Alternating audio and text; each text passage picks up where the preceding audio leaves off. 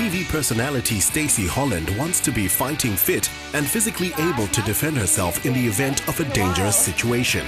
Many presume that self-defense is becoming the next Jackie Chan, but is that really the case? No. As a matter of fact, there's a lot of stuff to be done beforehand, which is the awareness and avoidance. If you can, by all means, get out of the situation, run as fast as you can.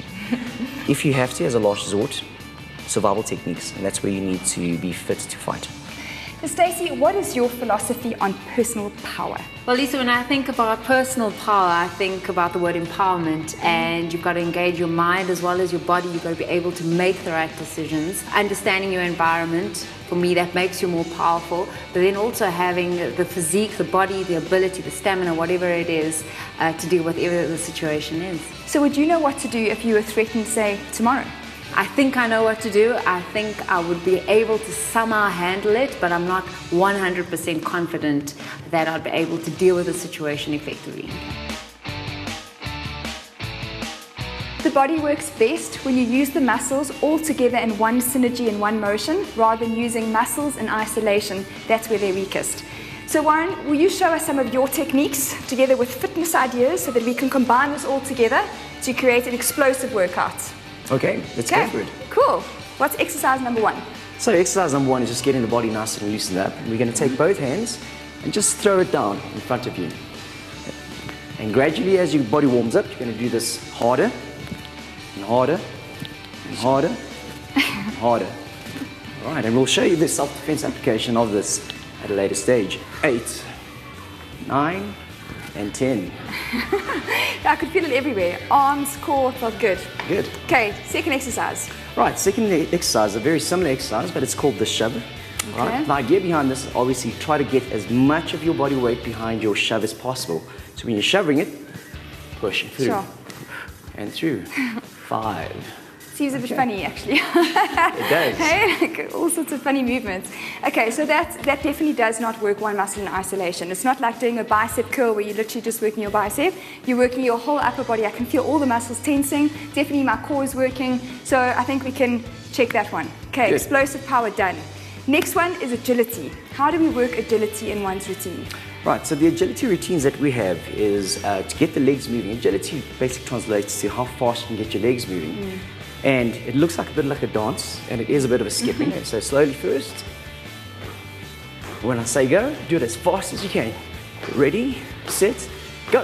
1, 2. And stop. Sure, I could definitely feel that, in my calves, my shins, my quads, hip flexors, and in my abs. So it definitely is an all-round workout. How does that feel, Stacey? Agility is also very important for you to be able to maneuver yourself around or above or below or any kind of object that might be in your way. So if you're standing at the edge of something or you're underneath something, you need to be able to maneuver yourself around it. So that's why we need to be as agile as possible. And the last and most important one is that we need to all have stamina. Okay, so Warren, have you got some ideas for us? I do. So the next one we're going to do is some skipping. And the skipping is really just as anything basic as a boxing gym would do. Just skipping as hard as you can for 1 minute.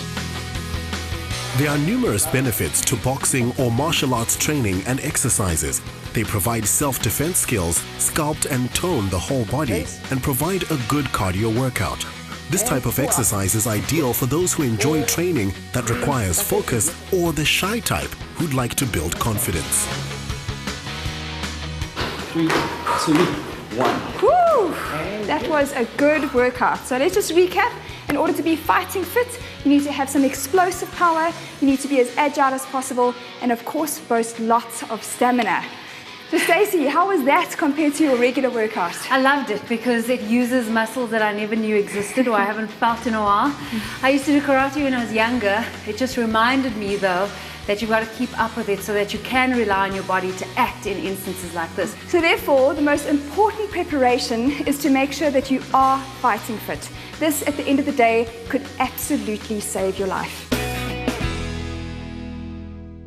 We're inundated with questions on Facebook, Twitter, and our website, so we thought we'd address some of the more interesting ones on the show. And this week's question is from Shireen, who asked, "Hi, Dr. Mol, I like to drink a lot of energy drinks even before I get out of bed." Wow, Shireen. Just wondering what harm I may be doing to my body, and is it addictive? you and most of the planet. Shireen, energy drinks are the fastest growing beverage category worldwide, and half the market belongs to young people under the age of 25. Energy drinks essentially do what the name implies. They give you an extra burst of energy. As it turns out, most of that energy comes from two main ingredients, sugar and caffeine. Caffeine works by blocking the effects of adenosine, a brain chemical involved in sleep, and causes neurons in the brain to fire. That triggers the body's fight or flight response by releasing adrenaline, which increases your heart rate and stimulates the liver to release extra sugar into your bloodstream for energy. Energy drink manufacturers advise that the amount of caffeine in a single serving is aligned with a single cup of coffee. While moderate amounts of caffeine, around 3 cups a day, cause no harm in most healthy adults, which is great news, some people are more vulnerable to its effects than others. ConsumerLab.com testing found that many popular brands contain caffeine at levels higher than what's listed on the cans. However, it's the other ingredients that concern researchers. Many of these ingredients are understudied and not regulated in any way. What we do know a lot about is sugar and the long-term implications of a high sugar diet. The average can of energy drink contains around 30 grams of sugar, which is a bit more than 6 teaspoons, which is what makes it so addictive. Research also suggests that those who drink sugar-laden drinks regularly have a 200% chance of being overweight and a significant increased risk for diabetes. Shireen, I think it's more important to understand why you're needing these energy fixes so often and possibly identify lifestyle factors that could improve your overall energy levels. For maximum get-up-and-go power, you need at least 8 hours rest a night. Eat regularly to avoid low blood sugar, and exercise regularly to stimulate the release of serotonin and dopamine, natural energizers. The bottom line is that while energy drinks are not necessarily harmful in moderation, many just don't live up to most of the claims they make. Think of them as drinks that are highly concentrated in sugar and caffeine, and drink them with caution.